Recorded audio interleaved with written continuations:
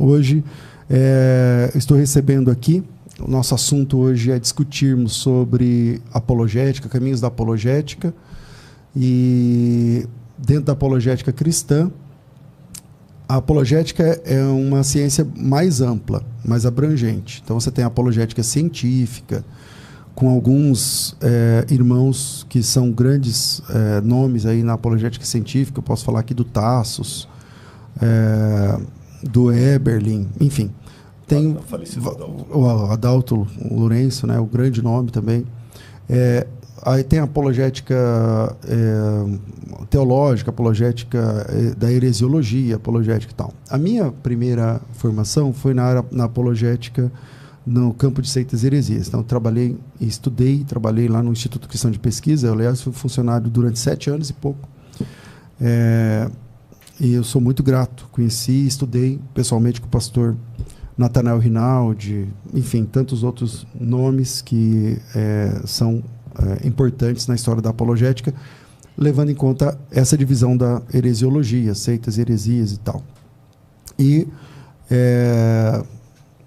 para tratar comigo esse assunto, eu convidei aqui o pastor Rodrigo Silva, que ele é muito conhecido como arqueólogo, mas também milita nessa área da apologética, porque dentro da apologética também tem a apologética da arqueologia, também funciona dentro da apologética. Como eu falei, a apologética é uma ciência muito mais ampla. E dentro dela tem várias áreas. E o pastor Rodrigo Silva, ele é da Igreja Adventista do Sétimo Dia. Na minha formação, entendemos que a Igreja Adventista do Sétimo Dia é seita, e aí toda essa discussão e tal. Então a gente vai amigavelmente trazer esse bate-papo sobre isso. E eu também convidei o professor Lucas Gesta. Vamos às apresentações. Professor e professor doutor Rodrigo Silva tem graduação em teologia, graduação em filosofia, mestrado em teologia, também tem especialização em arqueologia pela Universidade Hebraica de Jerusalém, doutorado em teologia bíblica pela Pontifícia Faculdade de Teologia Nossa Senhora da Assunção, que é vinculada à PUC atualmente. Tem estudos pós-doutorais em concentração em arqueologia bíblica no Andrews University nos Estados Unidos. Tem doutorado em arqueologia clássica pela USP. É professor de teologia e arqueologia, e ultimamente tem dedicado bastante tempo também ao Museu de Arqueologia Bíblica lá de Engenheiro Coelho, que pertence ao UNASP aqui no interior de São Paulo. Pastor Rodrigo, privilégio estar com você mais uma vez. É muito bom te receber. Prazer é meu, pastor César. Graça e paz a você e a todos os que estão conosco neste momento. E eu fico feliz por conversarmos de maneira amigável sobre esse assunto tão importante da apologética, e que Deus nos use com muita humildade, com muita clareza, e que todos sejam beneficiados. Maravilha, maravilha. Chegou de Israel quando? Anteontem? Anteontem. Estava na escavação. Estava na escavação em Laquis, muitas coisas interessantes. Um dia, se você quiser me chamar, a gente conversa sobre arqueologia. Inclusive, eu não sei se eu vou dar um furo aqui, eu estou querendo insistir que o pastor César vá um dia escavar comigo lá, porque aqui ele estuda a Bíblia, lá vai tocar na história bíblica, né? Teve novidade dessa escavação? Sim, tivemos. Nós estamos escavando Laquis porque existe uma crítica muito grande à história da Bíblia por minimalistas que dizem que a Bíblia é lendária. Então, uma das coisas que eles criticam é que não houve o reino unificado de Davi. E nós estamos tentando provar que houve um reino unificado. E através da cidade de Laquis... Mas já teve um achado, né, sobre Davi? Sim, teve 2 achados que comprovaram a existência de Davi na história. Mas os críticos sempre eles pulam de um galho para outro. Antes eles negavam que Davi existiu. Agora que provamos que Davi existiu, eles dizem, tá bom, ele existiu, mas ele não foi o rei de um reino unificado de Israel. Então, só um exemplo. Vou dar 2 aqui para ser mais sucinto na resposta. Laquis era a 2ª maior cidade de Judá depois de Jerusalém no Antigo Testamento. Então era Jerusalém e Laquis. É como se eu falasse Tel Aviv e Jerusalém hoje. Então era uma cidade importantíssima. E ali foi atacado pelos assírios, ali foi atacado por babilônios também. E uma Quer dizer, o material arqueológico lá é vasto. É vasto. E já está sendo escavada desde 1930. E uma das coisas que os críticos diziam é, quando a Bíblia fala que Roboão fortificou as cidades, fortalezas, no hebraico colocou muros, cita Laquis. E não havia muros de Laquis nessa época. Então os críticos, está vendo? É um mito da Bíblia. Onde estão os muros? Cadê esses muros, né? Só que nós encontramos um muro e fizemos a datação por carbono 14 e o muro data de 920 a.C., que é a época de Roboão. Que legal. Outra coisa curiosa, às vezes as pessoas pensam que a arqueologia bíblica vai achar a Arca da Aliança, onde está a Arca de Noé. É nos mínimos detalhes que a gente vê a historicidade da Bíblia. Na entrada da cidade, eu espero um dia poder mostrar isso para vocês pessoalmente lá, foi encontrado um altar de Baal quebrado. E atrás do altar de Baal, uma latrina, sem tubulação. O que uma latrina sem tubulação estaria fazendo na entrada da cidade junto a um altar? Aí você vai para o livro de 2 Reis, capítulo 10, 27, fala da reforma do norte, que Jeú fez no norte, e diz que ele quebrou os altares de Baal e os transformou em latrina até os dias de hoje. Do autor bíblico. E o que eu tenho lá? Um altar quebrado e uma latrina. Então, nesses detalhezinhos, a gente vai ver que a Bíblia é um livro tão... Não, estava a menos de 1 metro. Numa oportunidade, eu posso até mostrar uma foto dessa latrina e tudo mais. E nesses detalhes, a gente vai vendo que a Bíblia é um livro que ele tem historicidade muito aprimorada. Legal. Com a gente também, para esse bate-papo, estou recebendo aqui o professor Lucas Gesta. Ele tem mestrado em História Social pela Universidade Federal do Rio de Janeiro. Tem pós-graduação em Teologia Bíblica Ministerial pela Faculdade Batista do Rio de Janeiro. Paleógrafo pelo Instituto Histórico e Geográfico Brasileiro. Pós-graduação em História da Igreja pela Faculdade Evangélica e Tecnológica. Tem licenciatura em História pela Fundação Dom André Arcoverde.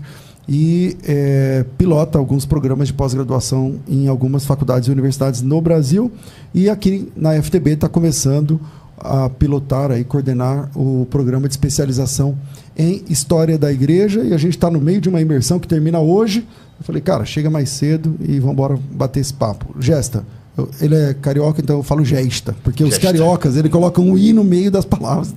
Então Lucas Gesta, bem-vindo, Lucas. Obrigado, pastor César, prazer estar aqui com você, com o Rodrigo, muito obrigado pela... Eu que insisti de estar aqui, né? Eu que fiquei, legal. Me coloca no podcast, desculpa até estar ocupando espaço aqui. Não está roubando espaço. Aliás, eu posso falar uma coisinha de mineiro com carioca? Você falou que coloca um i. Nós, mineiros de Belo Horizonte, amamos o sotaque carioca. Tanto é que tem uma piadinha que o mineiro vai para o Rio e começa a falar igual carioca. Aí tinha um mineiro que estava lá... Tem uma colônia lá em Minas que é Juiz de Fora. Né? Exatamente, Juiz de Fora. E aí o pessoal disse que o mineiro chegou lá e falou assim, olha, eu quero 3 pães e mais 3 pães. Aí outro falou assim, por que você não falou 6, né? É porque não dá para fazer o chiado, né? Então, esse é o mineiro. Né? Então se eu terminar o programa falando assim, vocês que estão escutando agora... É porque pega mesmo. Já peguei aqui. Está muito próximo. Bom, vamos lá. Eu vou começar com uma pergunta para o pastor Rodrigo, enquanto arqueólogo também. Todo mundo sabe que a arqueologia não se propõe a provar a Bíblia. Não é essa a ideia, até porque se fosse assim, seria muito... Não daria, acho que não teria crédito, né? Então, você está fazendo uma coisa já com esse motivo. Então,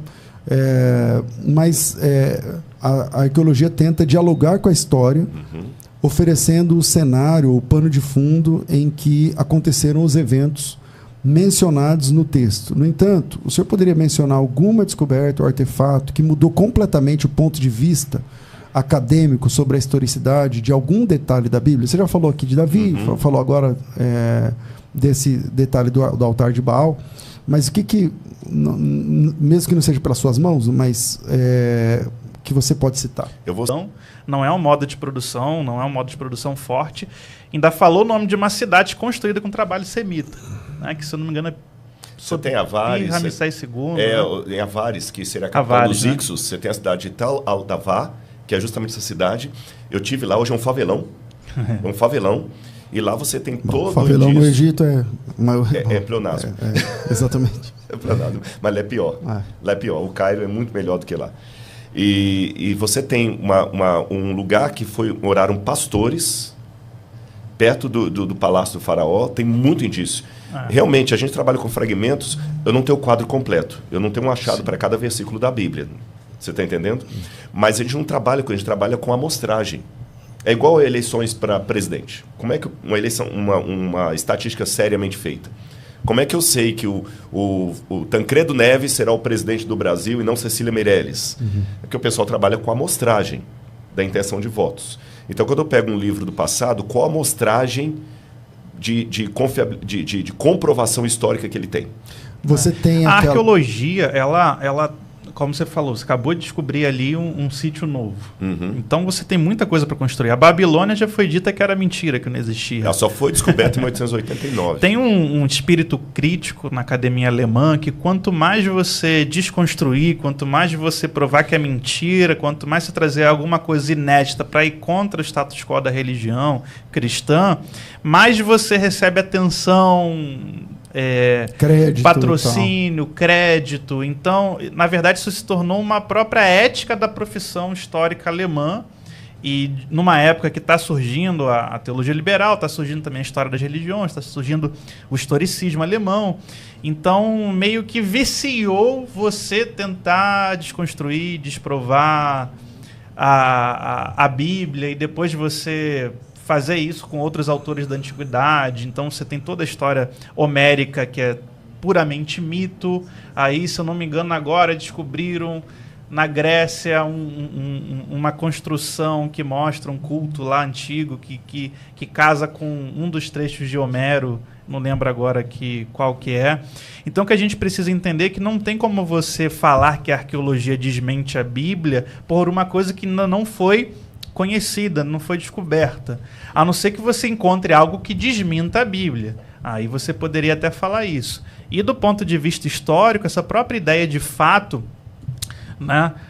Porque o fato histórico, isso já é uma ideia que a própria história, metodologicamente, teoricamente, já abandonou essa questão de fato. Você procura entender o pensamento, você procura entender a cultura, agora você soa como positivismo, né, essa ideia de fato e de factualidade do passado, pelo menos dentro da corrente histórica geral hoje. Né? Décadas atrás era chique ser incrédulo ou até mesmo ateu. Os relatos da Bíblia eram considerados como história, mito, história da carochinha e tal. Hoje em dia vemos mais e mais acadêmicos que têm aprendido a respeitar a veracidade da palavra de Deus. E isso se deve, inclusive, ao avanço das pesquisas nos campos de conhecimento, incluindo filosofia, genética, tem aí agora a Eva mitocondrial, não sei o que e tal, astronomia e, claro, história e arqueologia bíblica. E assim, eu falo que é um desperdício, porque você tem a maior quantidade junta de documento da antiguidade é o Antigo Testamento. É por isso que eu falei, comparado a outros livros, a Bíblia... Do Oriente Próximo. Que é a questão do a percentual. maior quantidade mundial que existe de documentação produzida na Antiguidade, você está na Bíblia. Né? E aí você simplesmente despreza aquilo, joga fora, porque a gente chora para ter um fragmento de um hino antigo cananeu, a gente chora para ter um fragmento de um deus, de uma divindade.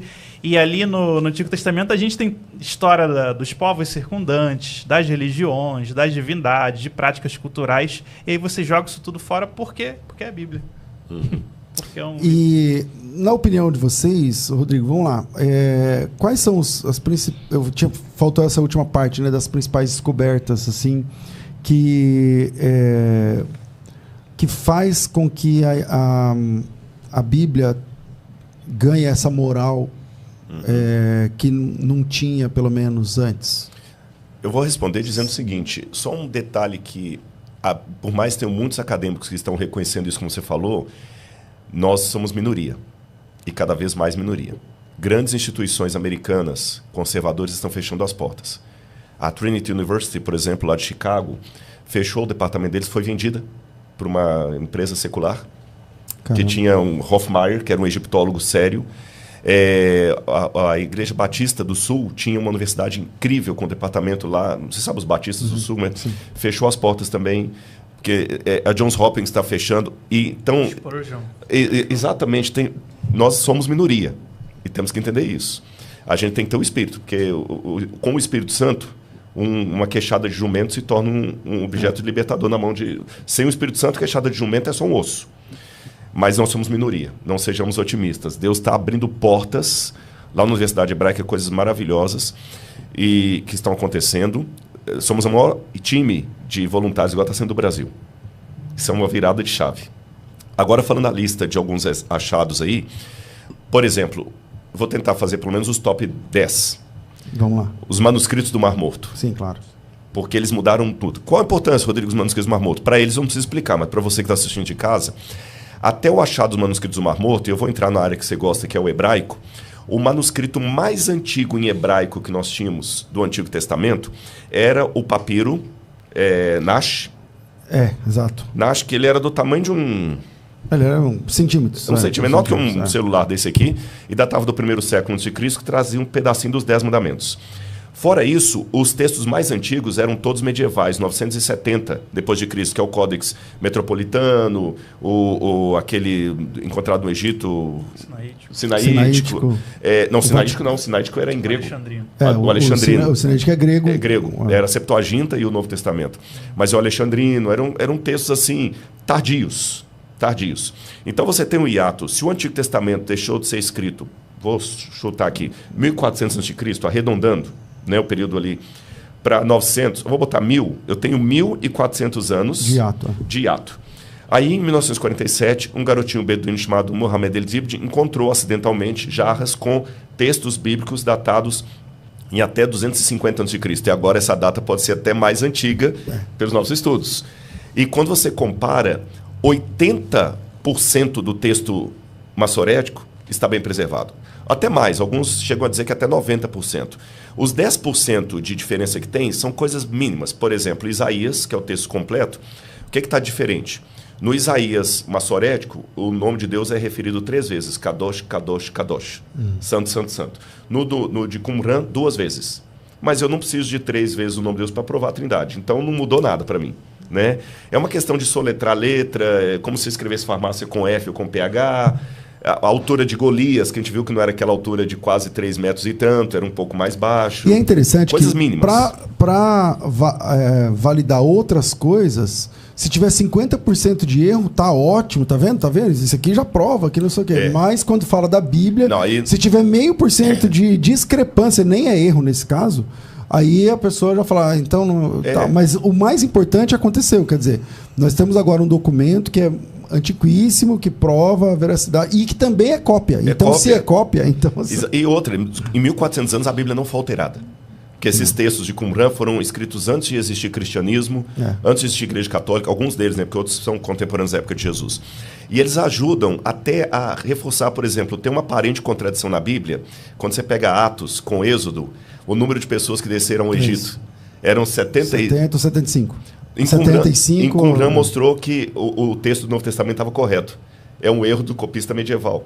Mas eu posso afirmar para vocês de cadeira aqui, nenhuma doutrina cristã, embora tenhamos posicionamentos diferentes, mas nós sabemos que são as doutrinas centrais do cristianismo, nenhuma doutrina cristã está baseada num texto espúrio ou questionável. Nenhuma. Alguém pode falar, não, mas a Trindade tem a coma joanina. A coma joanina, eu não preciso dela para falar da Trindade. Eu posso. Nenhuma doutrina cristã está baseada num texto dúbio. Tem uma frase do Cânon de Muratório. O Cânon de Muratório é um dos cânones do Novo Testamento mais antigos que existem, muito próximo ao nosso. E ele fala assim, ele faz um comentário aos evangelhos, dizendo assim, por mais que pareçam que se ensinem coisas distintas nestes distintos evangelhos, porém a fé dos fiéis não difere. Ela continua igual quanto à encarnação de Cristo, a sua vida, a sua paixão, a sua ressurreição.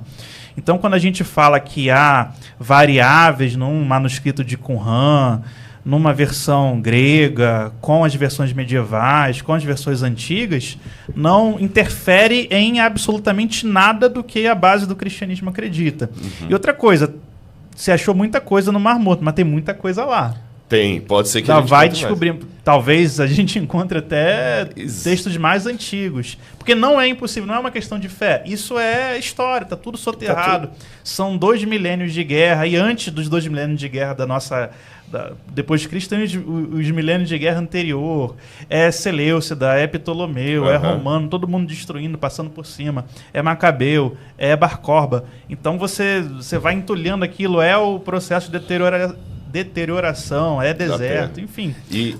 A gente precisa como é que eu posso dizer? Se você tiver 100% de certeza, nada na história é 100% certo. Mas se você é cristão, você tem que ter 100% Com certeza. de certeza. E eu vou... Nada em ciência é 100%. Ninguém não se exige. Nem 2 mais 2 hoje você pode dizer que é 4 com a Mas com a matemática já dá quântica. problema. Só que com a história tem que ser. Mas então a gente tem sempre uma questão de fé também anticristã. Só que eu, até antes de dar os outros 9, eu vou ser mais rápido aqui. Eu quero pegar a carona no que ele falou para falar uma coisa. Aqui é uma leitura agora do crente, não é do acadêmico. Eu acho que o diabo mergulha aquele lugar em guerra de propósito.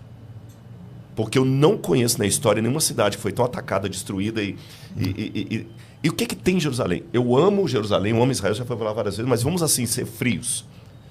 Ele é horroroso. Um país que 63% é deserto, menor do que o estado de Sergipe. Se o pessoal estivesse brigando pela floresta amazônica, pelo Canadá, não tem nada, mas todo mundo quer aquilo ali. Então parece que o diabo fala assim, eu vou colocar guerra lá para dificultar. Então, sendo rápido aqui, eu falei dos manuscritos do Mar Morto. Segundo achado importante, em Meguido, perto de Meguido, tem uma prisão. Eles estavam limpando a prisão lá, fazendo um trabalho e encontraram os restos de uma sinagoga que se tornou Domus Ecclesia, do 2º ou 3º século, e lá está o nome de Jesus escrito no mosaico, tratado como um Deus. Então vocês estão notando... Esse achado é recente agora. Recente. Então vocês estão notando que, embora eu falei que doutrinas de fé não passam pelo escrutínio arqueológico, não posso provar pela arqueologia que Jesus é Deus, mas ela contribui. Porque eu tenho ali, eu não vou basear a minha doutrina da Trindade ou da divindade de Jesus nisso, mas eu tenho uma evidência arqueológica... Uma prova de que essa crença já é antiga. É anterior à Niceia, não é uma construção de Niceia. Então ela tem uma contribuição também para a teologia sistemática. Terceiro achado arqueológico, muito importante, a própria Babilônia, que diziam que a Babilônia não existiu, e em 1888, 89, Robert Koldewey começou a escavar a Babilônia em 14 anos e provou a existência da Babilônia. Quarto achado arqueológico importante que nós temos. Você tem a própria cidade de Laquis, ou Lachish, com vários elementos ali que demonstram a historicidade da Bíblia, dos ataques de Senaqueribe, como a Bíblia fala. Outro achado arqueológico importante, o Palácio de Davi em Jerusalém, que era uma das críticas que falavam, se Jerusalém foi a capital do reino unificado, onde é que estava o palácio? Outro achado arqueológico, estou no 6º, a Estela de Mecha, que foi encontrada na Jordânia e que traz uma descrição de uma batalha de Israel, exatamente como a Bíblia apresenta, só que na versão do inimigo. 7º, a Estela de Tel Dan, que juntamente com Mecha foi outra comprovação arqueológica da existência histórica de Davi. 8º achado arqueológico que eu poderia mencionar, nós temos a própria cidade os documentos de Nag Hammadi. Sim. Porque, embora não sejam Bíblia, mas eles mostram as questões bíblicas que estavam sendo discutidas pelos gnósticos ali. Para o Antigo Testamento é Qumran, para o Novo Testamento e para o cristianismo é Nag Hammadi. E além disso... É revolucionário tudo que foi traduzido até o momento da biblioteca, porque a gente conhece de igreja primitiva. E junto com o Muratori, eu consigo hoje falar por que esses evangelhos são canônicos, os outros não. Não foi uma criação de Niceia. Penúltimo achado arqueológico que eu poderia mencionar, eu poderia falar também da porta que está embaixo da porta oriental. Em 1969, James Fleming estava em frente à porta oriental. Ele sabe o que eu estou falando, mas para você em casa, se você der uma gugada e colocar Jerusalém, vista do Monte das Oliveiras, você vai ver aquela cúpula dourada, você vai ver um M parecendo um McDonald's. Duas portas juntas. Aquela porta é a porta oriental. E ela foi construída e imediatamente fechada por Suleimão Magnífico, porque ele temia o cumprimento de uma profecia que o Messias entraria com um exército por ali. E colocaram o cemitério na porta e tal. Só que embaixo daquela porta foi encontrada uma outra porta herodiana. Tem o arco dela. Ou seja, ali foi por onde Jesus passou. E Ezequiel 44, versículo 1 em diante, fala que aquela porta estaria fechada porque o Senhor Deus de Israel passou por ela. É uma divinização do Messias. Porque não fala, o Messias passará por ela. O Deus de Israel passou por ela, por isso permanecerá fechada. Até hoje, essa porta mostra que o Messias passou por ali. E a porta do Suleimã Magnífico está ali, agora como indicador. Porque ou seja, ajudaram, porque se eu não tivesse a porta do Suleimã, eu contaria essa história, mas não teria onde mostrar. Então, é verdade que ele foi enforcado porque ele não foi aprovado aquela muralha? Tem essa ideia, mas não tem comprovação histórica da época, porque o período ali dos otomanos... Falta o último. O último achado arqueológico que eu poderia contar, bom, eu poderia falar da própria... Já que vou o Novo Testamento, então. A escrita de Pôncio Pilatos, que foi encontrada em Cesareia Marítima. Cesareia Muitos diziam Marítima, que a pedra. Pilatos não existiu. E... eu tenho que contar. Deixa eu colocar um 12º. Porque vai. isso é recente. Mas essa da pedra do Pilatos, você dá um Google aí, você vai achar. A inscrição Pôncio Aliás, Pilatos, ela veio uma Judeia. réplica dela para cá pro Brasil. Foi a original. Foi a original, não foi? Teve aqui nessa avenida. Foi aqui. No MASP. É isso mesmo. Eles receberam aqui. Foi tem uns 10 anos. Faz menos o tempo. Soares de Thiago, eu não vou citar só por uma questão. Existe uma controvérsia quanto à pátina ali. Mas tem um. Qual foi a última vez que você foi para Israel? O ano passado. Foi Então esse ano. nem você viu isso. Você foi para Israel, qual foi a última? Você não foi? Então vai, em nome de Jesus, ainda vai. Opa. Você não viu isso ainda. Vou te contar uma novidade. O pastor César sabe. Ali embaixo tem o tanque de Siloé. Sim. O original. Sim. E esse tanque, Do por muito Ezequias tempo, ali, o pessoal não conseguia escavar porque tinha todo um paredão e começaram uma escavação no ano passado. Agora essa escavação avançou muito até o outro lado. Só que despertou uma curiosidade, porque tem um monte de pilar ali. Então, eu sempre entendo que ali é um sítio arqueológico fabuloso, porque esses pilares que ele está falando, aí tem até uma pintura bem legal que completa a ideia. Isso. Como se fosse da época, né? Isso. Só que não tem o pavimento. Não tem continuação. O até lá. Aí a pessoa manda um tanque. Isso aqui nem foi publicado ainda nos artigos. Estou dando uma material. Eu não sei se é furo de reportagem. Sabe o que são esses pilares? O que descobriram até agora? Os primeiros reports. O tanque é o tanque sim de Siloé. Só que ele é muito anterior à época de Jesus. E ali havia 2 torres. E uma delas colapsada. Isso te lembra alguma passagem Jesus da Bíblia? falou sobre isso. 46 anos antes. Acho que foi Lucas, tem Lucas, né? É. Vocês pensam que vocês são mais... como é que fala? Mais... justos do que os que caíram na torre de Siloé. Na torre de Siloé. Então, aguarda, porque mais detalhes disso vai depender de novos achados, mas são fundamentos de 2 torres e uma delas está colapsada. Mas assim, do ponto de vista... Isso é novo, isso nem foi publicado ainda. Do ponto de vista teórico, histórico, metodológico, você ter aquela quantidade de documentações que a gente chama de Novo Testamento do século I e de contemporâneo, você não precisa mais de milhares de outras provas fora da Bíblia, porque a Bíblia é sagrada para a gente. Para a história, ela é um compêndio de documentação. Então, você dizer que eu preciso de uma prova fora da Bíblia para dizer que Jesus existiu historicamente, isso é antiteórico, isso é antimetodológico, porque você tem ali pessoas que conviveram, né, que andaram com Jesus, ou que conheceram pessoas que andaram com Jesus e escreveram. Então, você pega as epístolas paulinas, você pega o livro de Atos, você pega toda aquela rota circular de Galileia, Judéia, Antioquia e depois as rotas marítimas, tudo que está ali são pessoas contemporâneas da vida de Jesus que vão escrever. Agora, se você não acredita no milagre, se você acha que o milagre é metafórico, se você acha que o milagre é invenção, é aumento do texto, aí é uma questão da sua posição de metafísica, de existência. Agora, o Novo Testamento... Assim, a documentação que está ali, que a gente chama hoje de Novo Testamento, hoje não, né? Nós cristãos chamamos desde Tertuliano de Novo Testamento, ele é suficiente para provar historicamente não só a existência de Jesus, mas de todo aquele contexto ali.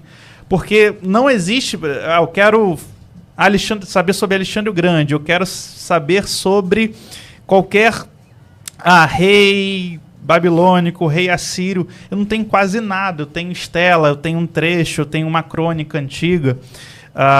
E geralmente séculos depois. Agora, quando a gente fala de Novo Testamento e de historicidade daqueles fatos, a gente tem os contemporâneos escrevendo no século I sobre aquilo. Então, se você não considera documentação grande, gigantesca e com variações, né? Porque se tivesse todas elas casadas falando a mesma coisa, aí você poderia até duvidar, né? Se você tivesse pelo menos tendo descoberto o Novo Testamento no ano 1000 depois, se fossem só cópias de milênios, depois você poderia até duvidar. Agora, tendo toda essa documentação, todo esse processo acumulado e sendo traduzido desde o século I, teoricamente, metodologicamente, aquilo ali é suficiente historicamente. O problema é que o pessoal, é Bíblia... Mas, gente, e daí? Eu considero Bíblia, eu considero sagrado, o judeu considera sagrado. Mas isso aqui é documentação de contemporâneo. Você não precisa de um cara lá fora. Porque eu fico, me prova que Jesus existiu. Gente, então o debate sai da racionalidade teórica e metodológica de uma documentação e entra para uma questão de debate de fé. O Luciano Benigno está ajudando a gente aqui, falando assim, o Alexandrino, lá que vocês tinham falado, também é da Septuaginta, mas com a exceção do Nash, os manuscritos mais antigos em hebraico seriam, além dos rolos, antes do rolo do Mar Morto, o Leningradenses, que eu não lembrei, e o Códice Alepo, que a gente não lembrou. E o Petropolitanos também. É 970, ano 1000, naquela região ali que eles têm. Obrigado. Quem ajudou? O Luciano. Luciano, obrigado, Luciano. E aí é o seguinte, entrando na sua área, porque o assunto aqui vai ser apologética, mas quando eu entrar nesse assunto, pode ser que eu ligue o ventilador na farofa aqui e aí tal. Porque aí eu e o pastor Rodrigo estamos em lados... apologética na Bíblia, viu? Mostra o texto. Exatamente, mostra o texto, tem que ser na Bíblia. O crescimento da igreja na sua área da história, Gesta, a primeira igreja está em Jerusalém, a segunda igreja vai lá para a Síria, né? Então, como é que o desenvolvimento da igreja vem por onde? Porque é vendido para a gente o pacote de que a igreja é romana e é Roma e tal. Quando é que vem essa preponderância para Roma? Olha, vamos lá. O cristianismo ele é oriental. A gente tem a igreja... Já começa aí, né? O cristianismo é oriental, para começar. Pela fé, nós cremos que a igreja surge em Jerusalém no dia de Pentecostes com a descida do Espírito Santo. Agora, sociologicamente, como religião, o cristianismo nasce em Antioquia da Síria.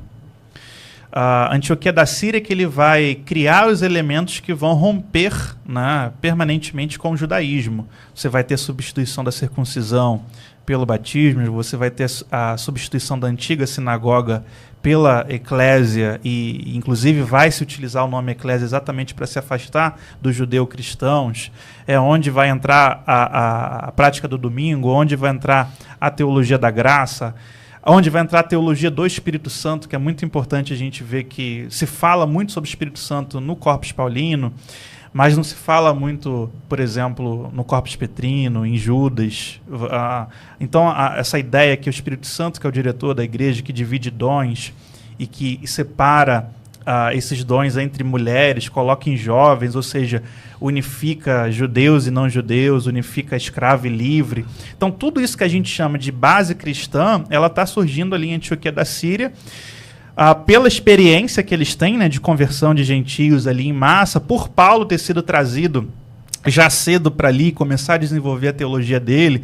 E a igreja de Antioquia ela funciona como uma igreja matriz que vai expandir e plantar igrejas filhas, seja através de Paulo, Barnabé, Priscila, Mas Áquila, na Bíblia Paulo. Ela estava meio que subordinada a Jerusalém, né? Porque quando ela é aberta, no capítulo 11, os apóstolos de Jerusalém falaram, mandaram Pedro lá primeiro, tipo meio que vai lá, dá uma olhada para ver se o evangelho que chegou lá é o mesmo que saiu daqui. Não, isso é uma visão, na verdade, teológica católica, porque a igreja de Antioquia, primeiro, você honra os apóstolos, né, porque eles são sucessores das 12 tribos de Israel, mas você reconhece que a igreja de Jerusalém está indo para um caminho que não é o caminho que o Espírito Santo está dando. Eles só pregam para judeus, eles fazem a separação das mesas, eles não reconhecem... Isso em Jerusalém.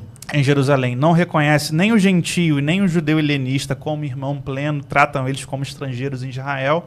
E aqui em Antioquia a gente está vivendo, não, o estrangeiro é meu irmão, a mulher tem profecia, o jovem pode ser um líder. Aqui a gente está vivendo uma coisa do Espírito Santo e Jerusalém está vivendo um judeu-cristianismo que a gente chama hoje, mas um judaísmo continuado.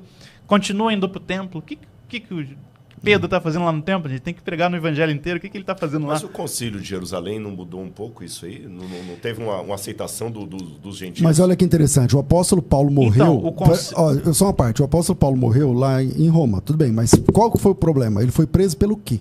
Ele foi preso, acusado de ter profanado o templo. E quando ele chega lá no templo, o Tiago recebe ele e fala assim, olha... E ele conta, ele detalha lá a sua missão. E a missão de Paulo era já 18 crentes aqui, não sei quantos ali, não sei o que lá. E o Tiago, nitidamente, eu vou achar esse texto, em Atos 20 ou 21, aí o Tiago fala assim, ó, quantos milhares de cristãos nós temos aqui em Jerusalém que são zelosos da lei? E aí eles dão a ideia para Paulo pagar, fazer o custeio do pessoal que estava fazendo um voto judaico, que parecido com o nazireado, porque estão dizendo que você está ensinando se apartar da lei de Moisés, não sei o que lá, é melhor você fazer isso aqui. Então, nitidamente, eu tenho essa impressão de que a igreja em Jerusalém é uma igreja... Quero. Atos capítulo 21, acho que é esse verso aqui. Ó. Obrigado, Rodrigo. Ó, quando chegamos em Jerusalém, os irmãos nos receberam com alegria. No dia seguinte, Paulo foi encontrar com Tiago e todos os presbíteros se reuniram. Tendo saudado, contou em detalhes o que Deus tinha feito entre os gentios por seu ministério. E ouvindo isso, eles deram glória a Deus e disseram, presta atenção, você percebe, irmão, que há milhares de judeus que creram e todos são zelosos da lei, lá em Jerusalém, né? E eles foram informados que você ensina os judeus entre os gentios a apostatarem de Moisés, dizendo que não se deve circuncidar os filhos, nem andar conforme os ritos da lei. O que faremos então? E aí eles sugerem a ideia, Paulo termina isso aqui preso. Foi. Onde ele raspa a cabeça, então, vai contra o passa exatamente. O que Paulo propõe é que você não é descendência mais... Vamos resumir aqui. Só que a gente se concentra nesse roteiro católico, dizer, não, começou em Roma. Pedro e Paulo aqui em Roma. Só duas observações do que ele falou aqui, uma até com uma pimentinha para o nosso tema aqui. A primeira observação que interessante, Antáquia, que seria... Acabou agora o terremoto, eu estive lá, acabou a cidade. Caramba. O último terremoto da Turquia, acabou, né? E, inclusive o sítio arqueológico, a cidade parecia um campo de guerra, parecia que alguém bombardeou ali. Aí você está falando de Antioquia, que tristeza, que eu lembro quando eu fui lá, mau cheiro de corpos de dias e dias ali. E é interessante, enquanto o cristianismo estava preocupado em pregar o evangelho, eles estavam prosperando nesse lugar. Quando você colocou o século XII e começam as cruzadas, aí vieram os otomanos depois, no século XVI, eles perdem, e hoje você vai lá, esse lugar que era tão massivo de cristãos, hoje os cristãos são uma minoria, menos de 1% da Turquia. Menos de 1%. E aqui eu já vou com a pimentinha para nossa temática aqui da apologética. Não, só para entrar no parênteses. Imagina que os concílios são feitos ali. Sim, Niceia foi lá, exato, Éfeso, tudo lá. Macedônia, tudo ali. E hoje lá, o que tem ainda é alguma coisa da igreja ortodoxa. Vamos na pimenta da apologética. Mas a pimenta é a seguinte. Quando os cristãos estavam preocupados em pregar o evangelho, estava indo bem. O dia que trocaram o evangelho pela espada, começou a ter problema. Aí vem a primeira lei da apologética, que é até um texto de Pedro que eu queria ler. Pedro, a gente tem que aprender apologética o seguinte, a não cometer o erro de Pedro. Não é cortando a orelha de Malco que eu vou defender a Cristo. E a pimenta nem é essa. A pimenta é o seguinte. A pimenta mesmo, para a gente poder discutir aqui. Você estava historiando aí um Novo Testamento por um bom tempo, teologicamente ainda dividido. Vou simplificar. Partido de Pedro e Tiago e partido de Paulo. E você mesmo mostrou que Pedro estava equivocado na questão, a igreja de Jerusalém estava equivocada, e o Espírito Santo usou qual parte? A pergunta é, o Espírito Santo pode usar alguém que está teologicamente equivocado? Bom, primeiro o Espírito Santo pode usar qualquer pessoa. Sim, né? mas vai mais além. Usar não é só usar como usou a jumenta de... Não, o Martim Lutero fala assim, o diabo é o diabo de Deus. Sim, né? Não, mas não é usar, mas eu sabia que você ia nesse ponto, mas não é usar igual usou a jumenta de Balaão. Que a jumenta de Balaão também foi usada pelo Espírito Santo, né? Mas eu estou falando usar, eu estou falando de um Pedro, que se você colocou 10 anos aí, e realmente a igreja ficou muito tempo judaizante com coisas que a gente sabe que estão erradas. E durante esse período, não estou falando da jumenta de Balaão, estou falando de um Pedro, de um Tiago, né, que a epístola dele foi escrita ainda nessa fase anterior. É só para colocar a pimenta mesmo, não quero já dar o veredicto aqui, só para a gente começar a discutir até que ponto é a régua da ortodoxia que a gente não deve negociar, e o julgamento por aquele que, de acordo com a minha lógica, não está dentro da ortodoxia. Não sei se ficou confuso o que eu falei. Não, está claro. Está claro? Sem relativizar a ortodoxia. Quero deixar bem claro. Não é o papel do Rodrigo falar que tudo vale. Eu acho assim, que no cristianismo, algumas doutrinas são realmente negociáveis. Se você negar essas doutrinas, você não pode ser chamado de cristão. Concordo. Então, por exemplo, a divindade de Jesus Cristo. Uma pessoa que nega a divindade de Jesus Cristo, ou que Jesus Cristo é o Salvador, ou que ele ressuscitou de entre os mortos, ou que ele não veio em carne. Aliás, está na Bíblia essa, né? Essa pessoa não é nosso irmão. Essa pessoa não é nosso irmão. É uma pessoa emocionada, é uma pessoa que é simpática ao cristianismo, mas não é nosso irmão em Cristo. Porque para ser irmão em Cristo, ele tem de subscrever pelo menos a proclamação básica do Evangelho. O Jesus Cristo é o Salvador, ele morreu pelos nossos pecados, ele ressuscitou ao terceiro dia, ele foi assunto aos céus e tal. Então, eu acho que temos que ter, sim, essa definição. Não sou eu quem decide, não é você quem decide, é ele quem decide. Não é um concílio. É o que os concílios tentaram fazer. Exatamente. Né? Por exemplo, um cristão ortodoxo é quem subscreve quantos concílios? Ortodoxo calcedoniano, 7. Se for miafisita, 3. Está com o som dele? Tá. Se for assírio, 2. Mas quando você falou cristão ortodoxo, falando da igreja ortodoxa ou ortodoxa de ortodoxia? De ortodoxia mesmo. Não, aí já porque aí você vai Westminster.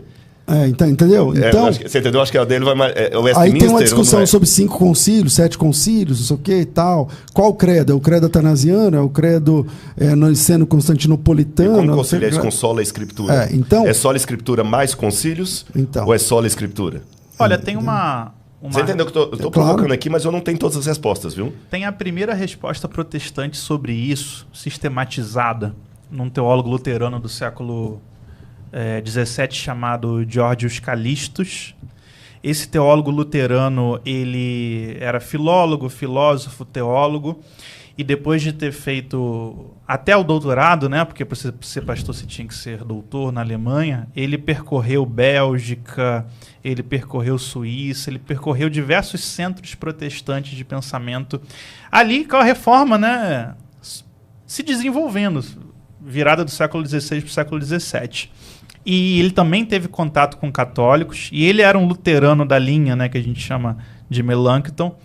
E o George Callistus, ele vai desenvolver a ideia que existe o que é fundamental na teologia e aquilo que é secundário na teologia. Aquilo que é heresia e aquilo que é erro.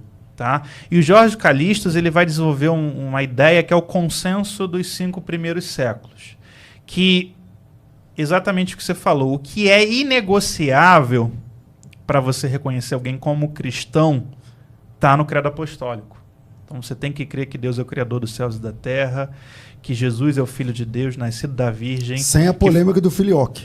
Sem. Que foi gerado pelo Espírito Santo, que você crê na remissão dos pecados, que você crê na comunhão da igreja, que você crê na vida eterna, que você crê que ele ressuscitou em carne e vai voltar a segunda vez para julgar os vivos e os mortos. Esse é o credo apostólico e esse é o consenso, basicamente, dos 5 primeiros séculos. Então, ele vai apanhar muito. Primeiro que ele vai apanhar dos luteranos por dizerem que ele estava chamando o católico de irmão. Depois ele vai apanhar dos luteranos porque estava chamando calvinista de irmão, porque luteranos e reformados naquela época não se entendiam como irmãos. Ambos, todos iam para o inferno, para os outros. Um falava que o outro ia para o inferno. Exatamente. Tem um parênteses aqui. Você está notando que é interessante como é que a coisa é mais ampla?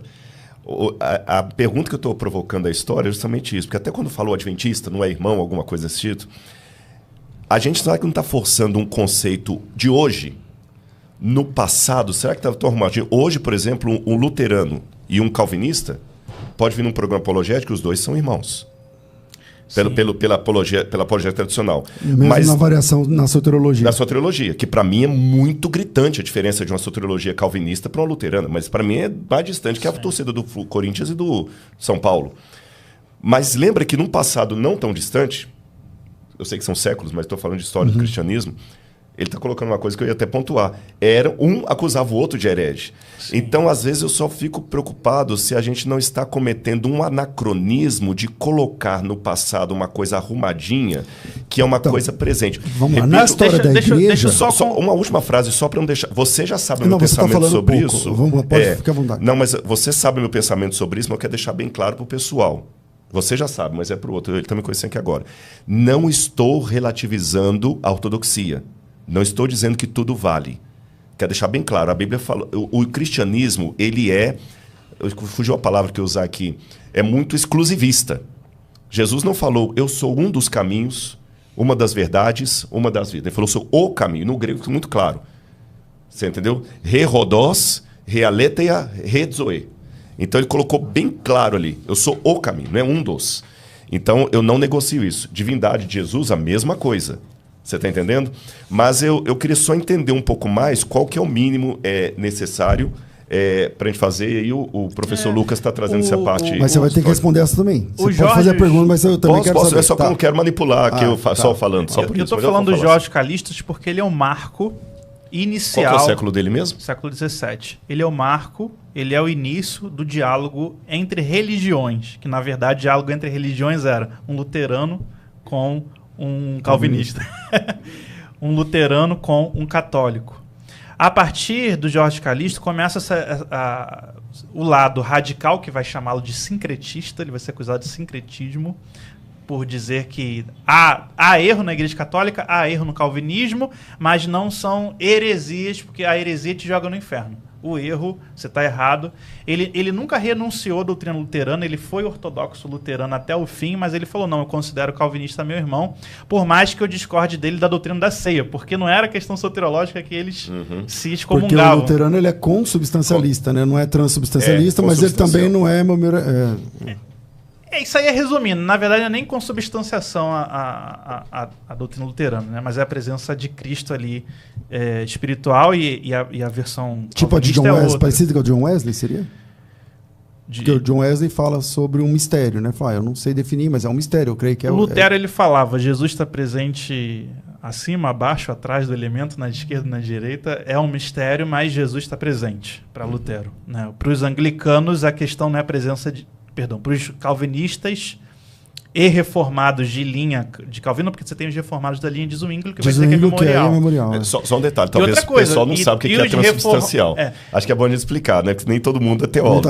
Gente, é o seguinte, Jesus falou, este é o meu corpo que é dado por vós, como do meu corpo, esse é o meu sangue. Então você tem umas maneiras de ler isso. O católico vai ler isso assim, esse é o meu sangue, é literal. Esse é o meu corpo. Então a hóstia consagrada é o corpo de Cristo. Se a hóstia consagrada é o corpo de Cristo e só a Igreja Católica entende assim, só ela tem essa autorização divina para transformar pelo sacramento a hóstia em corpo de Cristo, então é a única igreja verdadeira, porque é a única que tem a comunhão verdadeira. Os outros não têm. Porque o padre é um sacerdote. Sacerdote. A outra versão protestante vai dizer que não, aquele ali é um símbolo de Cristo. Quando ele falou esse é o meu corpo, é apenas uma maneira, representa o meu corpo, os Zwingli mais. E tem uma versão intermediária, que é o que o pastor César chamou de consubstanciação, está correto o nome, que ela fala assim, não, aquilo ali mantém elementos de hóstia, de farinha, e elementos do corpo de Cristo. Então, quando a gente fala, isso aqui é uma grande celeuma teológica, só para assim, o intermediário não é nem a versão luterana, o intermediário é a versão de Calvino, que ele vai dizer que nem é apenas uma memória, só um processo intelectual, de rememoração doutrinário de ensino como Zwingli, e nem é a presença espiritual do corpo de Cristo. A transformação, né? Então não é a transformação. Não, nem a transubstanciação. Transubstanciação é uma heresia combatida até pelos cristãos orientais, enfim. Mas assim, não é nem a posição luterana nem a zwingliana. A posição de Calvino é a posição que a igreja, no momento da ceia, da Eucaristia, ela está celebrando com Cristo no céu aqueles elementos. É uma explicação assim, teológica profunda e tal, mas até para dizer que, quando a gente fala de teologia reformada, não é sinônimo de calvinismo. Quem fundou a teologia reformada foi Zwingli, né? Ele com o Martin Bucer, o Colampadio e outros. Até entre os reformados, eles se excomungavam pela doutrina da ceia. Mas vai virando... Então, o reformado zwingliano era excomungava, tecnicamente, um reformado calvinista obesiano, vamos colocar assim. E ambos excomungavam o luterano. E o luterano excomungava todo mundo. E os católicos excomungavam todos os protestantes. Os protestantes excomungavam todos os católicos. E os protestantes e os católicos todos excomungavam os anabatistas. Que hoje a igreja brasileira é quase 100% anabatista. Ela segue basicamente tudo que o anabatismo diz, com exceção de uma outra igreja mais tradicional, reformada. Mas a gente precisa entender, como o Rodrigo falou, que dentre essa confusão toda veio Jorge Calixtus e lançou: vamos colocar uma base fundamental para determinar o que é um cristão? Credo apostólico. Passou disso, é heresia, não tem salvação, tem que se afastar.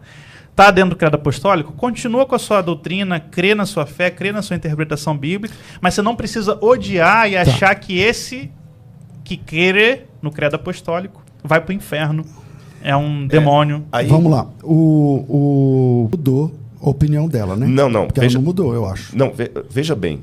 Algumas coisas ela mudou de opinião. Algumas coisas ela mudou. E eu vou dar registros para você. Vou dar fontes. Minto. Não vou dar fontes, porque eu não tenho as fontes assim, capítulo tal, parte tal. Vou fazer. Vou pedir a licença só de citar Ellen White sem dar a fonte aqui, mas eu posso dar depois em particular, se você quiser. Não é que ela mudou, não é que ela mudou de opinião, mas a forma como colocar a coisa, ela viu que não era bem daquele jeito.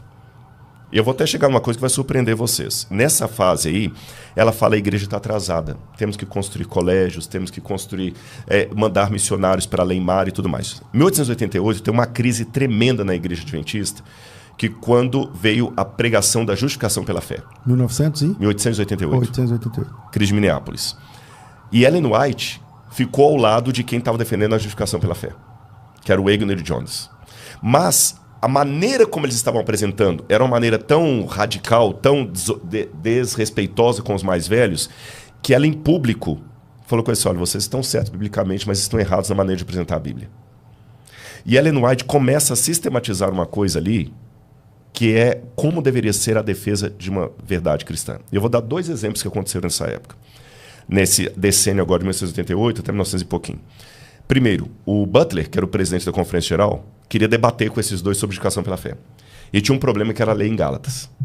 Aí o Butler tinha uma posição que ele lembrou que foi algo que Ellen White tinha escrito uma carta para ele. E ele queria dar essa cartada de Ellen White. Aí ele falou: irmão White, eu perdi a sua carta. A senhora podia me mandar uma cópia, que eu quero usar o seu argumento para fritar aqueles dois lá. Ela respondeu para o Butler assim: foi providencial de Deus que você tenha perdido a minha carta.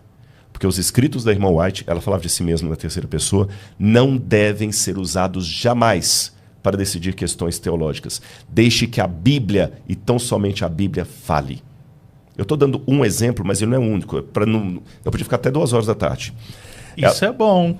Eu tenho as fontes de tudo isso. Deixa a Bíblia falar. Eu podia dar outros exemplos. Esse exemplo não é um filho único no deserto. Tá certo? Quero só que saiba que é um exemplo de outros. Deixa a Bíblia falar. Que a Bíblia tão somente fale. Não são os meus escritos. E ela não levantou a bandeira da justificação pela fé ao lado deles publicamente, porque ela queria que o pessoal chegasse à conclusão a partir de um estudo da Bíblia e não a partir, a senhora White disse. Quando chegou na virada do século, do século XVIII, não, perdão, 19 para 20, aí tem a crise do ômega, que é quando Kellogg, lá em Battle Creek, começa a pregar panteísmo na igreja, uma série de coisas e tudo mais. Foi uma grande crise. Ela chegou a suspeitar, ela falou assim, que talvez Deus iria chamar um outro povo, que não os adventistas. E ela fala que ela sofreu pelo nosso povo. E aí eu quero abrir um parênteses para colocar uma outra coisa. Você não respondeu a minha pergunta. A minha pergunta foi assim, ó. Qual é a posição da igreja adventista hoje sobre as demais igrejas? Eu vou te dar, porque eu queria primeiro historiar a Ellen White, mas eu não fugi dela, não. Eu tô com isso. Se eu for muito prolixo, pode cortar. Não, tudo bem. Então, mas essa Ellen White que você está falando parece não ser conhecida do próprio adventismo. Não, eu concordo. Aqui, os meus irmãos adventistas que estão assistindo, eles têm que aprender isso. Veja bem, eu creio, não vou vergonhar no seu evangelho de falar isso aqui, no seu programa, já falei isso no privado para você. Não, fique em paz. Eu não, e a gente conversa muito numa boa.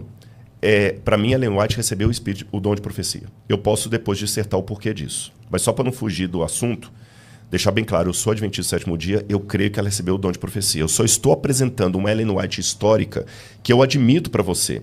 Tanto dentro de alguns fóruns adventistas, quanto no mundo exterior, não é adventista. Ellen White, vamos ver texto a texto, hermenêutica. Como é que está no original, como é que era a época. É isso que eu gostaria de fazer com Ellen White. Ponto. Agora eu vou começar a resposta. A posição da igreja hoje sobre as outras igrejas. Pena que, como eu não vim preparado para essa pergunta, eu não tenho os textos comigo, mas vou citá-los. Mas o nosso assunto era falar sobre apologética. Sim. Não, mas não está fugindo, não. Não está fugindo, não. Não está sendo deselegante, não. De maneira nenhuma. Porque, às vezes, é bom você falar e mostrar a página e tudo, e falar só de cor, assim. Se você pegar o próprio Nisto Cremos, que é uma péssima tradução em português, porque em inglês é Seventh-day Adventists Believe. E para quem sabe inglês, sabe que believe é diferente de creed. Porque os adventistas não têm credo, têm crenças. É que em português não tem a diferença entre... Em inglês tem. E eles traduziram nisto cremos, mas no original é nisto acreditamos. Você tem lá que Mateus 24:14, e será pregado o evangelho do reino, é um chamado para todas as igrejas cristãs que têm missionários ao redor do mundo. Isso em português? Em português, inclusive. Depois você me cobra... Eu te mando não, você está falando... Okay. Isso está não só no Nisto Cremos, como em declarações oficiais da igreja, manual da igreja e tudo. O que eu estou falando também é bom para o debate, porque, assim, historicamente, se a gente for pegar a reforma protestante, a gente chama tudo de protestantismo. Mas eles não se reconheciam, eles chamavam de religiões. Então, se você é reformado, você é da verdadeira religião cristã. Se você é católico, se você é luterano, se você é menonita, enfim... se você é anglicano, é outra religião ainda. Quando vem os Estados Unidos e vem imigrantes de todas essas denominações e vão juntos e começam a construir a nação, vai haver alguns eventos chamados Great Awakenings, grandes despertamentos, em que você vai ver um pastor de uma igreja fazendo um grande avivamento. Jonathan Edwards. Aquele metodista que eu sempre esqueço o nome. Oh my God. Não, o fundador do... O Murray? Não, o grande nome do metodismo americano. Esqueci agora. Mas, enfim. Você vai ter um pastor congregacional pregando na... Não. Você vai ter um pastor congregacional pregando na Batista, um pastor batista pregando na Metodista, um pastor metodista evangelizando o presbiteriano. E aí, pela primeira vez, você vai ter uma experiência de protestantes, que a gente hoje chama tudo de irmão, né? Um reconhecendo no outro que existe Deus ali. Então, isso é um fenômeno que acontece nos Estados Unidos a partir do século XVIII e XIX. Depois a gente vai ter, no século XIX, o surgimento das juntas de missões, que você tem muito mundo para evangelizar, pouco recurso. Aí se junta.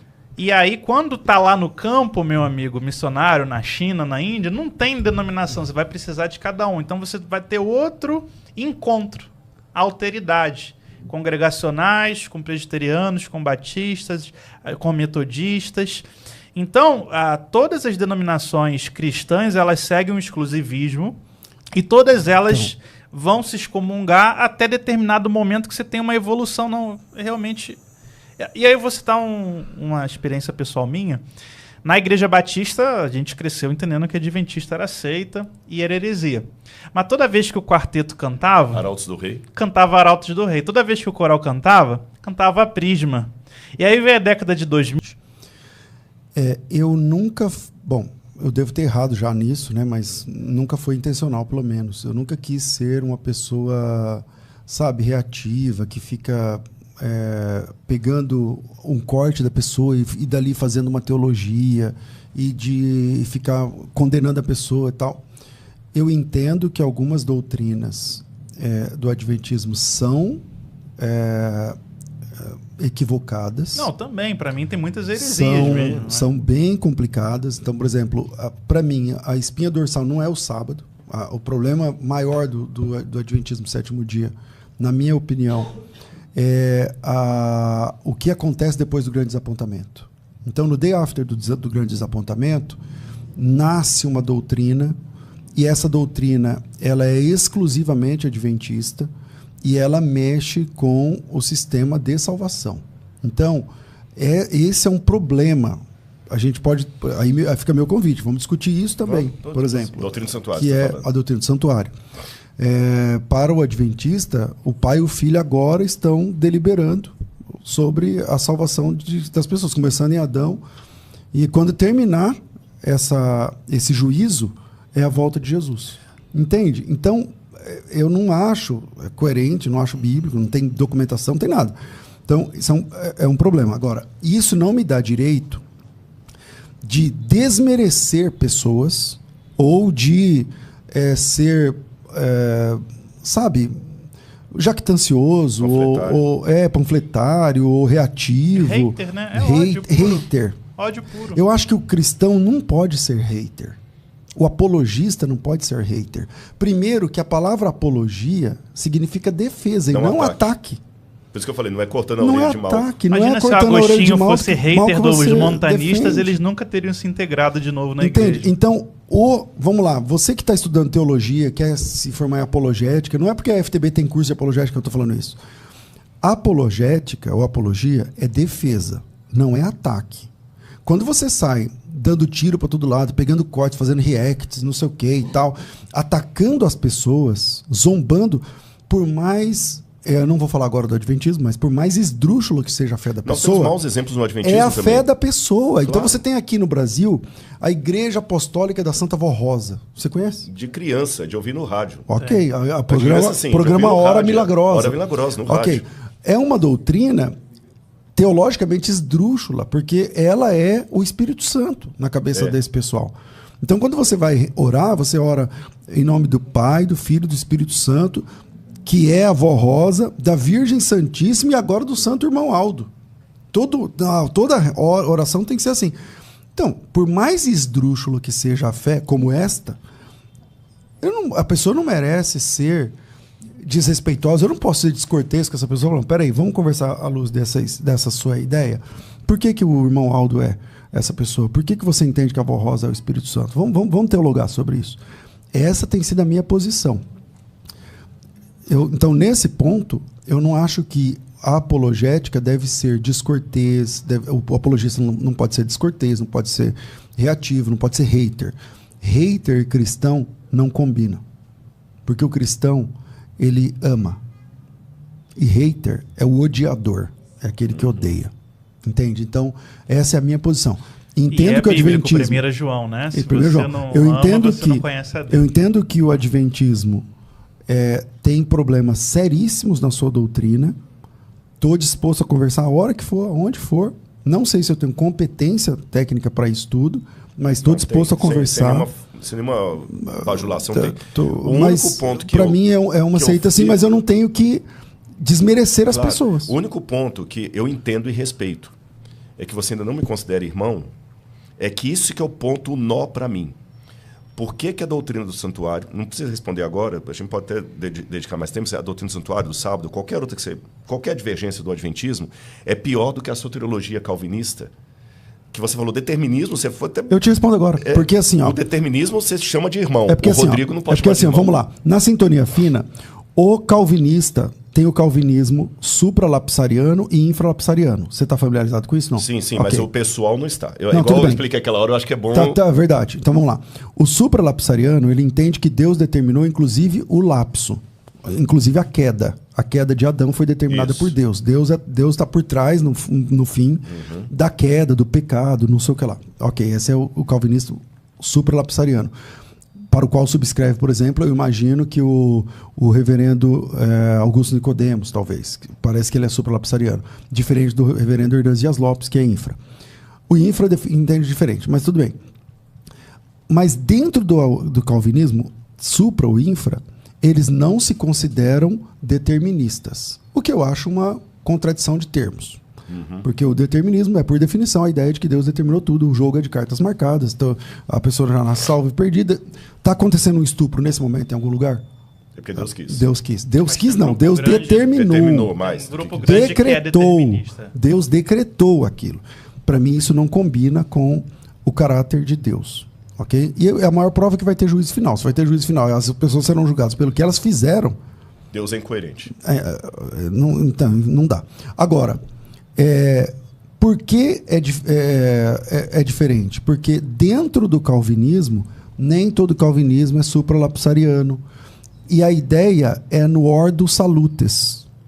O sistema salvífico é o mesmo, mas um vai dizer assim, Mas o decreto está na Bíblia? Tá. A eleição está na Bíblia? Tá. E porque a Bíblia trata da eleição. Está na Bíblia? Tá. Ok. Então a visão das pessoas sobre a eleição é essa. A visão das pessoas sobre o decreto é essa. Essa é a polêmica do calvinismo versus arminianismo. Diferente do adventismo, que apresenta uma doutrina que só eles têm essa doutrina. Ninguém mais tem a doutrina do santuário. Essa doutrina é só os presbiterianos que têm os ramos que vieram deles. A predestinação de Agostinho não tem nada a ver com a do presbiteriano. Isso é verdade. Mas outra questão que eu vou te falar outros também. Predestinistas não, na história da igreja. O Agostinho está no quarto século. Sim, mas é tão bem diferente. É a mesma coisa pegar a doutrina da Trindade de Santo Agostinho e falar que é a mesma nossa. Assim, só para os calvinistas não ficarem chateados... Gente, é só um exemplo, viu? Isso aí nem é no calvinismo em si. Isso aí é no gomarismo, né? Qual é o grande decreto da eleição? Gomaros fala, o grande decreto da eleição que Deus determinou a fé para que as pessoas fossem salvas. E tirou a fé de quem iria para o inferno. E Armínio, no mesmo corredor, ensinava o contrário, que o grande decreto da eleição é Deus ter enviado seu filho para morrer pela humanidade. Né? Antes dessa sistematização de Beza e da Universidade de Genebra do calvinismo, você tinha uma ampla consecução de pensamentos. Por isso que a gente fala que Armínio ele vem de uma linha reformada também, mas discordou dessa sistematização de Beza para frente dentro da Universidade de Leiden. Era um problema de professores que se detestavam e que geraram arminianismo e calvinismo. Só para também dizer que Mas você e muitos... E por que eu não posso pregar na sua igreja? Boa pergunta. Por quê? Em primeiro lugar, a Igreja Adventista já está abrindo muito para muitas pessoas pregarem. Tá certo? Está abrindo muito para muitas pessoas pregarem. Agora, o sermão do sábado de manhã... manhã... repete, a Igreja Adventista já está abrindo para muitas pessoas, de outras denominações pregar? Sim, eu vou dar um exemplo para você. Marcos Erbelin. Não pregado, falando de ir para o púlpito, no culto e tudo. Você sabe que não é a mesma coisa. Não, Marcos Erbelin vai lá. Tudo bem, mas você também discordou de mim. Que é um grande cientista, que é... Você também discordou de mim, mas tudo bem, não tem problema. Se eu for olhar por esse lado aí, você falou que você prega em várias igrejas presbiterianas, você me falou isso uma vez. Mas eu, por exemplo, já preguei em várias Assembleias de Deus, já preguei em várias... Mas presbiteriano não me chama. Porque eles são mais... fechados. É aí questão dos usos e costumes da igreja, das normas, não só de roupas, das normas da igreja. Inclusive, eu fui convidado quarta passada agora para agora depende qual presbiteriano, né? Que tem a presbiteriana no Brasil, tem vários ali, né? Tudo bem. Tem, por exemplo, eu também nunca vou ser chamado para falar nos Gideões Internacionais. Olha que pode acontecer. Gideões Missionários. Missionários, desculpa, falei bobagem. Então, tem coisas que a gente tem que dar tempo ao tempo. Tem uma questão social e a igreja também tem que ter uma maturidade para uma série de questões. E a igreja tem que tomar cuidado também com uma perda da identidade. Em que sentido? Se eu começar agora a aceitar um monte de adventista que não guarda o sábado, deixou de ser igreja adventista. Mas aí não é nem questão de estar certo o sábado está errado. É uma questão de incoerência. Mas se eu começar a aceitar pessoas que são batizadas por aspersão... Mas aí que está a incoerência. A salvação nunca esteve no guarda no sábado. Porque se é isso, é uma obra. A salvação é na pessoa de Jesus Cristo. Mas eu te fiz uma pergunta e você não me respondeu. Repete, então. Imagem e escultura. Não me lembro. O que tem? A salvação está em imagem e escultura? Se a imagem salva? É essa não. Se o mandamento não farás para ti imagem e escultura, ele salva? Perde a salvação? Perde a salvação? É que assim... boa. A pergunta é essa, você vai usar. Uma pessoa que adora uma imagem... Fazer um vídeo para o grupo que está... desculpa, eu estou te atrasando. Já era para ter terminado esse podcast, ó. Fica tranquilo. Faz um podcast assim, tem que falar, né? Dá um ok para mim. Graça e paz, meus irmãos, do nosso grupo da História da Igreja. Está dando 14h e a partir de agora estão abertas as vagas para a especialização em História da Igreja, com bolsas de estudo. São 5 vagas para um grupo, 10 para outro, 10 para outro. Você já sabe como é que funciona. O link está aqui. É só clicar e fazer a sua inscrição. Valeu. Então vamos lá. Quando eu disse que é a Bíblia que diz que essa lei... Você falou caducou? Não lembro qual é a palavra. Você caducou, aboliu? Não sei. É sinônimo. Como você lida com Hebreus 7? Porque o Hebreus 7 diz assim, considerai como era grande, esse a quem Abraão, patriarca, pagou o dízimo dos melhores despojos. Ora, os que dentre os filhos de Levi recebem um sacerdócio, tem mandamento de recolher o dízimo. Aí ele vai falar sobre o dízimo, tal. Só para a gente ganhar tempo, você conhece bem esse texto aqui. Mas o texto continua assim, se portanto a perfeição houvera sido mediante o sacerdócio levítico, Quem vem primeiro, Levi ou Moisés? Não, temos que separar a palavra levita em dois elementos aqui. Primeiro, levita, da tribo de Levi. Aí sim, Moisés é levita. Olha aqui, o capítulo 20 termina, depois que ele dá os 10 mandamentos, fala assim: todo o povo presenciou os relâmpagos, os trovões. Eu estou lendo o verso 18, tá? E o monte fumegante, e o povo observando tremeu de medo e ficou de longe. Claro, Moisés estava lá em cima. Disseram a Moisés. Eles falaram com o quê? Com um megafone? Não dá para saber. Não, dá para saber. Se eles falaram com Moisés, Moisés estava lá em cima, que eles falaram: Moisés! Então, peraí, lógico você que está ele dizendo desceu. que o Moisés É lógico que ele desceu só com os 10 mandamentos, depois subiu de novo? Desceu, tem várias, tanto é que uma... Eu vou ler um texto de Santo Agostinho, que é famoso, diz assim: ama e faz o que quiseres. Se calares, calarás com amor. Se gritares, gritarás com amor. Se corrigires, corrigirás com amor. Se perdoares, perdoarás com amor. Se tiveres o amor enraizado em ti, nenhuma coisa senão o amor serão os teus frutos. Então, acho que isso... Amém. Obrigado, Jéssica. Qual que é a sua rede social?